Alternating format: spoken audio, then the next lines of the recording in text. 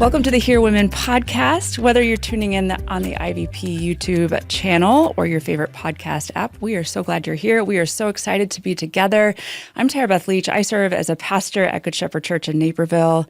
I get to write some books. I get to do some podcasts. I'm a mom, and I am so excited to be here with my co-hosts, with Dr. Nijay Gupta and Dorina Lazo Gilmore-Young, two amazing people. I wonder if we could begin with you, Dorina, if you might share a few things about yourself. Yes, I'm so honored to be here and excited about some of these conversations that we're going to be having. So I am an author and speaker. I have the privilege of being a Bible teacher in a lot of spaces, also podcasting. I'm a remarried widow, which is part of my journey. And one of my favorite places to lead is my family. So I have three daughters. They are right now ages 13, 16, and 19. And I'm grateful for just that space in my home where I get to lead, but also other young women that I get to lead in my community. Fabulous. And I wonder if you might share a few things about yourself. Yeah, Nijay Gupta. I serve as professor of New Testament at Northern Seminary. I also write and speak and come alongside churches in my area in equipping and encouraging them. My wife is Amy, and she has a strong pastoral ministry background. She's currently a marriage therapist, and we do a lot of ministry in our area. I live in Portland, Oregon, and I have three teenagers, one in college, two at home. So life is very full. That is full. In fact, all three of us are parents we have teenagers. Yeah. Yes. Which is exciting and fun. And we were even talking last night how we loved all stages, and we especially really love this teenage stage where we're able to have these real life meaningful conversations with our kids, which is a lot of fun. Now, Nijay, I wonder if you could tell us, why are we doing this podcast? Why are we elevating and amplifying the voices of women in the church? Why is this important? Yeah, something I think about, people joke like, for men, how often do you think about the Roman Empire? It's kind of my job. Yeah. I teach New Testament and ancient history. And something out of the Roman Empire playbook is something I call monoculturalism, meaning the Roman Empire was able to grow in power and expand based on trying to force everybody, no matter who you are, to conform to one way of looking, one way of thinking, and one way of behaving, the way of Romanness. And we in America today, we've actually been shaped a lot by the Roman Empire. And when it comes to a situation like how we think about women, how me as a man engage with women, I'm married to a woman, but also I have two daughters. I think about the world they're growing up in and the pressures that they live by sometimes to either feel like they're left out for one reason or another, or to feel like they have to conform to a certain standard, a certain way you look, a certain way you think, a certain way you behave. And so my excitement about this podcast and what we're trying to do is to remind ourselves America or Rome has one way, but the gospel has a way that should shape us. That's right. And in a dominant way. That's right. And what I want to teach myself in my relationships with women, what I want to teach my daughters is, what's the gospel way of doing this? What's the gospel way of valuing women as women? What's the gospel way of valuing women in relationship with men? Right. I want to be shaped by that and not by anything else. Mm-hmm. Indeed, the dividing wall of hostility has been torn down, and we see this incredible vision of mutuality between women and men, especially in the New Testament. And, one of the things that I love so much about the church that I pastor is I know that the church that I pastor is an anomaly. We don't see this very often, where you have a female as a lead at a largish church. But one thing that is so cool is my church has no idea that we're an anomaly, and they don't care. I just get to pastor. But I also know, because we're an anomaly, that is not the case. So many churches in America, there are women who have gifts to teach, lead, preach, with remarkable gifts. Yeah. And they are either silenced or sidelined or not welcome to the table. And we think this podcast is so important because we want to elevate the voices of women who are gifted to lead, to preach, and to teach. And Dorina, I know this has also been something that has been a mantle that you've been carrying and that you care about. And so why is this podcast important to you right now? Well, I deeply resonate with what both of you have shared. And I think what I would add also is that I have my daughters and my students. I teach high school journalism. So I think about especially my female students, and I have their faces in my mind. And I know that the conversations that I've been having with them in recent years is that they're searching. They're wondering, what is their place in the church and in the greater community, in the cities and the places where we live. And so I think by telling these stories and inviting the guests that we have lined up, that we have an opportunity to really invite the next generation and even, women who are our ages to imagine and to think about what that might look like for us to use some of our gifts to flourish in our gifts in the church instead of wondering if we belong. The reality is that Jesus was the best person at hearing women. That's right. We have stories all throughout the New Testament that are evidence of that. And so for me, I just get excited about teaching my own girls and my students that there is a place for their stories. Yeah. And we can even reimagine what that might look like for the future. Right. Yeah, and we spent a lot of time discerning and praying and collaborating about what is the thrust, what is the heartbeat, what is the vision for this podcast. And we really found a lot of energy and synergy and excitement around the idea of this podcast being about the work of expanding the vision, of expanding the imagination for what women are doing, for what women have done. Because one of the things that we talked about when we were dreaming about this series is we know that the church often has a very anemic imagination for women's roles in the church. And we're hoping that this can bring nourishment to the imagination, to the Christian imagination, to expand the imagination and perhaps start to dream dreams that maybe they haven't dreamed, whether churches have those dreams or maybe even whether women start to have dreams that they belong at these tables, that they belong in these pulpits, that they belong in these leadership places where there is mutuality, where there is solidarity, where their voices are heard, where their voices are amplified.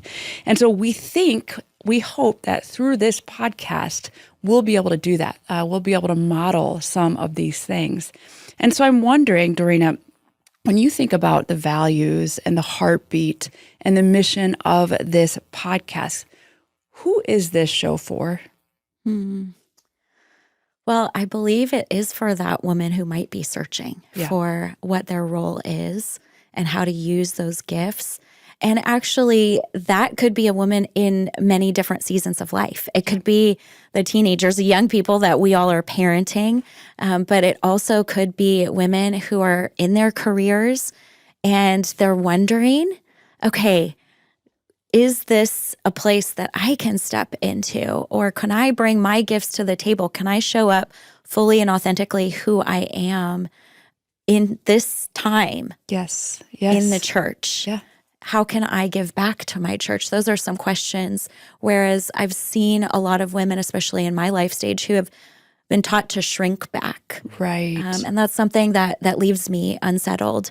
I also think that women who are in what I'll call a golden season of life, our mothers and our grandmothers who didn't maybe have even an invitation into churches, who are the wisdom that we need right now. That's right. That they also can be included and be inspired by some of these stories. Yeah, the church mothers, we need them. We need them. Yeah, I had that same image as well, Dorina, of reaching the women who often shrink back. And my prayer is that through this podcast, women will feel like they have permission, that they are empowered, that they are emboldened to take up more space, to mediate the goodness of God in all the places where they might find themselves. Now, Nijay, is this only for women, this podcast? I hope not. I mentioned I have 2 daughters. I have a son as well. And, it's really important that we don't live in silos. One thing I get frustrated with, I think it's good to have like Black History Month and Women's Month and Asian or Asian American Month. But the message we don't want to send is Black History Month is just for Black people. Sure. To Exactly. read Black authors or to listen to Black podcasts. It's not, Asian American Month isn't just for Asians to read. This is for us to learn from one another. When I was growing up, I didn't learn a whole lot about my Indian heritage, and so all my heroes were white men. And it only was later in life that I started to encounter heroes, people that were trailblazers, people that were accomplishing great things, who looked like me or who talked like me, or who come from a similar background as me. So I think of women, and it's great that they can have heroes of any kind, but to have heroes that are women who are making advancements in medicine or making advancements in the academy or in ministry, doing bold things for God. I think that's a really special thing. Yeah. I want my daughters and my son to encounter those kinds of things. Absolutely. And okay, but I'm wondering too, something that we might even expand on is why are we doing this podcast right now? This is not a new conversation. Yeah. This is not progressive, right? We know this is an old school conversation, that this is rooted within Scripture. We see this. So why are we talking about this right now? What are some of the cultural or historical moments that make this a particularly apt time to launch a show just like this? There's so many different answers that I could have for that question, but I think I'll start with this. I think we're in a cultural moment right now where we are starting to hear more and more stories about the abuse of women, where women are willing to stand up and share some of the hard things that they have navigated. And so it also makes it a really important time for us to hear a diversity of stories from people who are from all different backgrounds, not just culturally, but definitely culturally as well, because those stories have been pushed to the margin. And I think by way of talking about imagination for the future, that wrestling with some of those spaces where women have been pushed out or abused is where we need to start. And then also by bringing in some of these stories that help us see a way forward. We kind of have to dig into the dirt and cultivate the dirt a bit, and maybe even do some pruning and weeding, and then the new growth can happen. Welcome to All Ears, the segment of the show where you'll hear from IVP staff who've been tuning in to today's conversation. Together, we come alongside you in each episode to reflect on these meaningful conversations and the fantastic books they remind us of. I'm Christine Policcio-Mello, assistant producer and project specialist at IVP, and I help bring special projects like this podcast to listeners like you. And I'm here with 2 of my lovely coworkers, Rainer Irani and Amanda Kesey. Hi, everyone. I'm Rainer. I get the privilege of serving IVP as our specialty sales associate. Essentially, I have an outward-facing role where I work directly with consumers, often in churches and ministries, by helping them buy books in bulk with special discounts and keeping them up to date on new releases. Hi, everybody. My name is Amanda. I'm the Rights and Contracts Coordinator at IVP. I support our work by handling details related to author contracts, translation agreements, copyright, and permissions, to name a few things. I remember drafting the contracts for Dorina, Tara Beth, and Nijay, and was excited they were going to be hosting for the Hear Women podcast. But now we get to hear more of their side of why they wanted to join this podcast.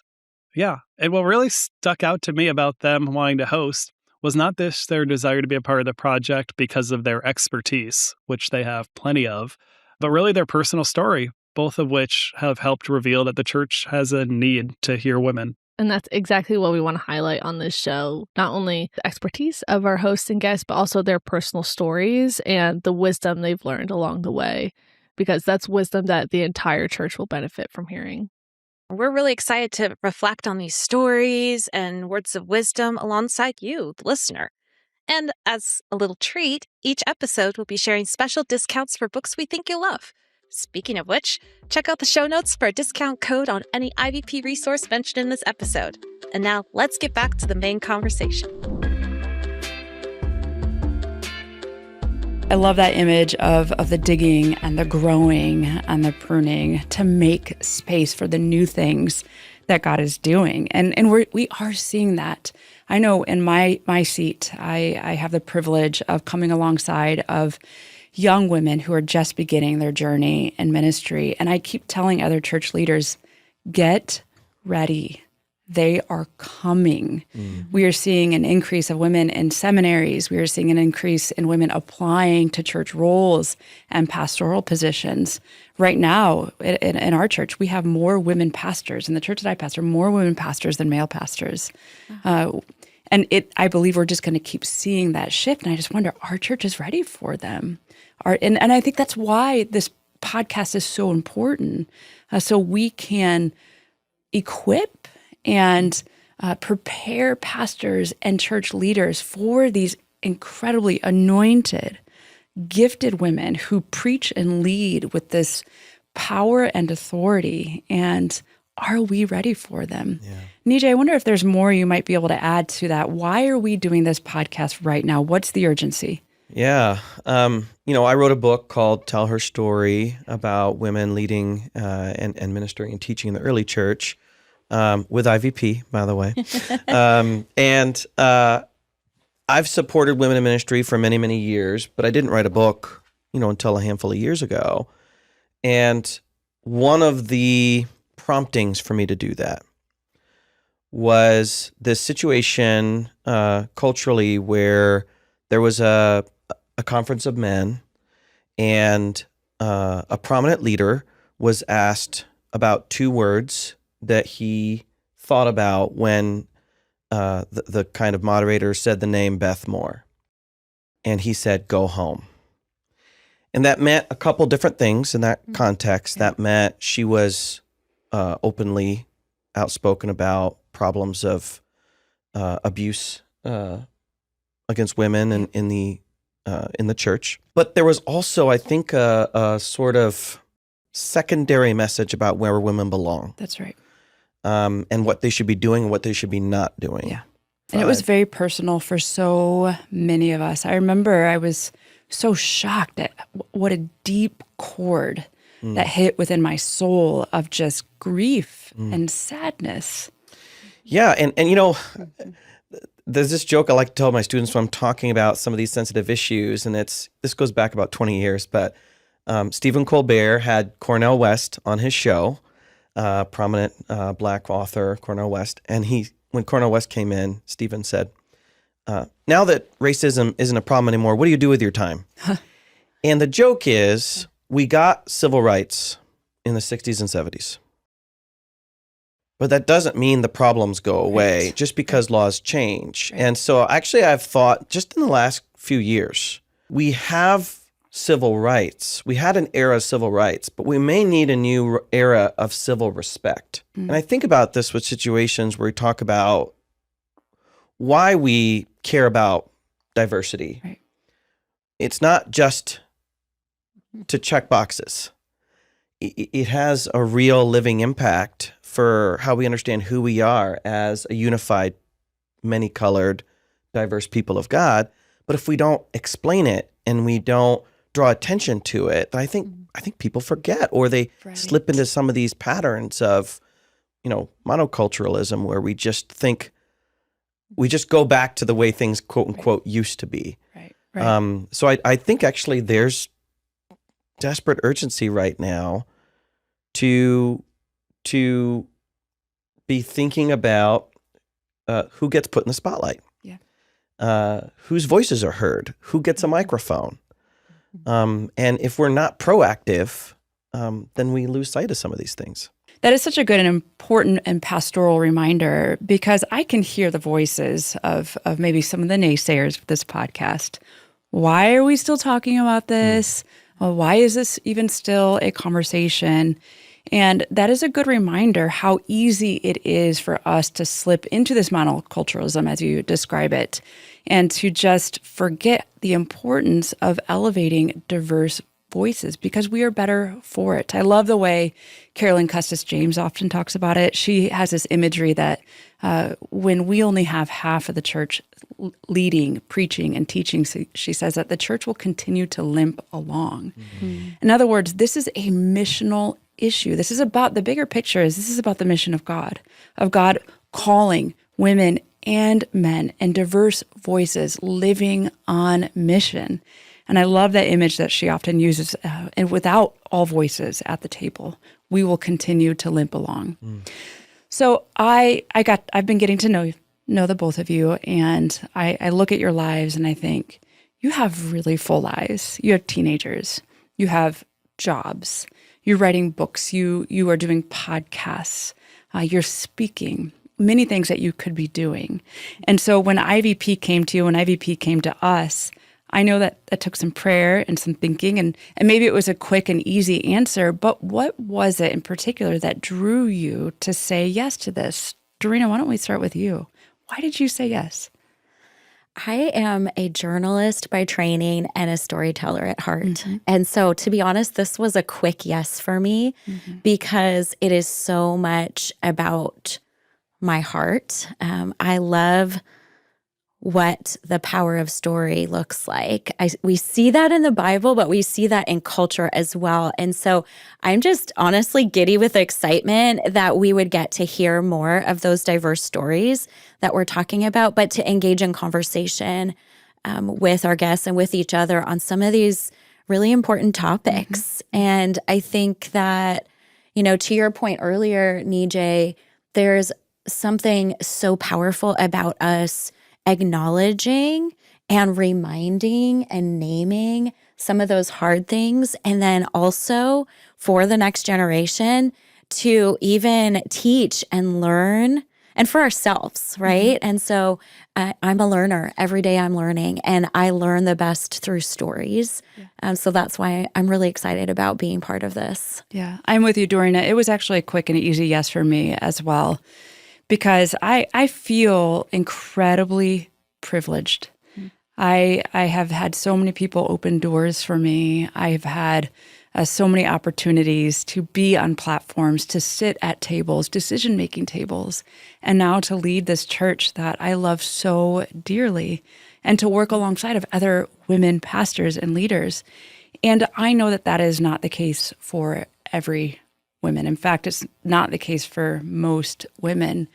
And so I feel just a sense of call and passion to do what I can to help joining in that work of nurturing the imagination of the church. And I think podcast is a wonderful means to do that. I love IVP.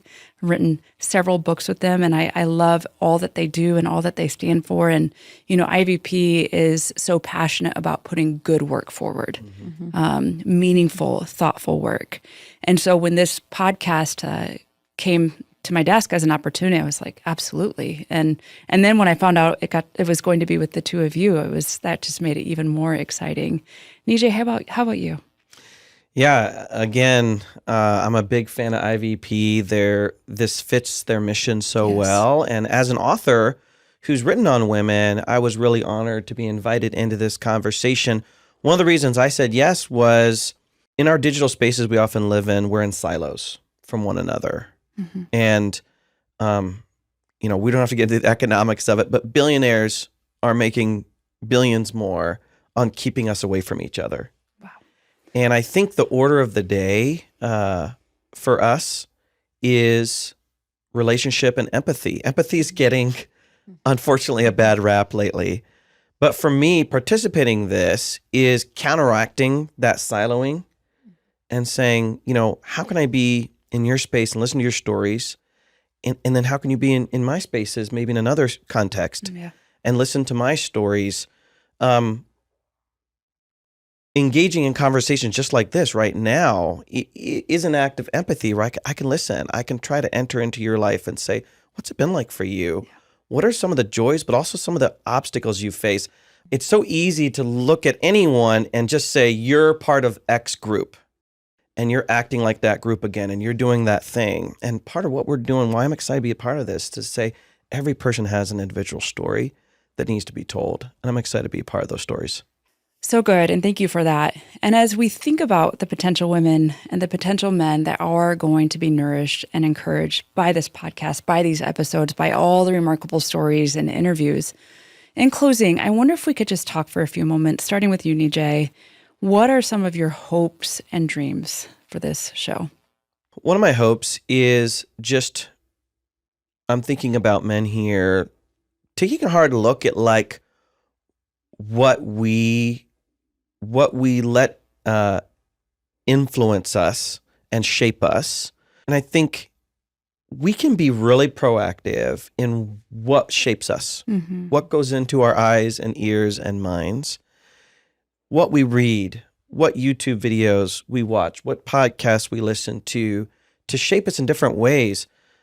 We all have blind spots. And the idea of a blind spot is there's this gap there, right? And we actually have agency to fill those gaps in the way that we look at the world. So my hope is that this will inspire people to say, I heard this author, I want to follow up and read a book. Or I'm going to share this with somebody else. And it really motivates them to do more. What I don't want to happen is someone listens to it says, I checked my feminism box.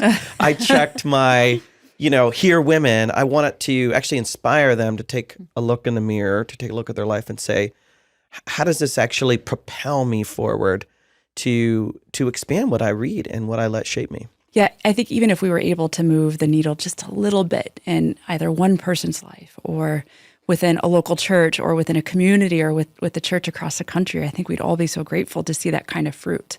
Dorina, how about you?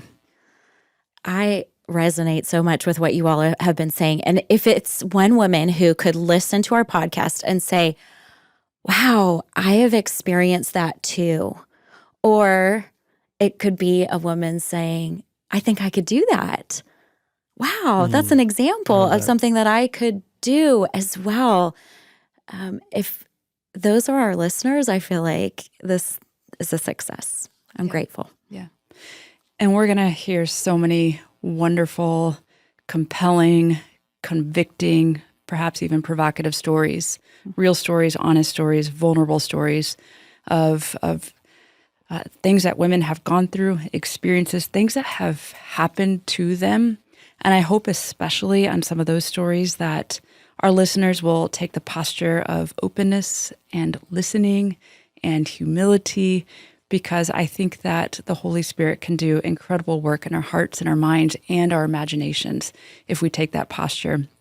We are so looking forward to the lineup that we have. I know that we've spent several months working with the IVP team, dreaming and praying about our potential guests, and these stories are going to be powerful and compelling. So we want to thank all of our listeners for joining in, for trusting us, for sticking with us for this first episode. We have a long ways to go, many more episodes. So be sure to subscribe to the IVP YouTube channel or your favorite podcast platform so you don't miss an episode. And we are looking forward to a fabulous lineup of guests. So join us as we listen to women for the good of the church.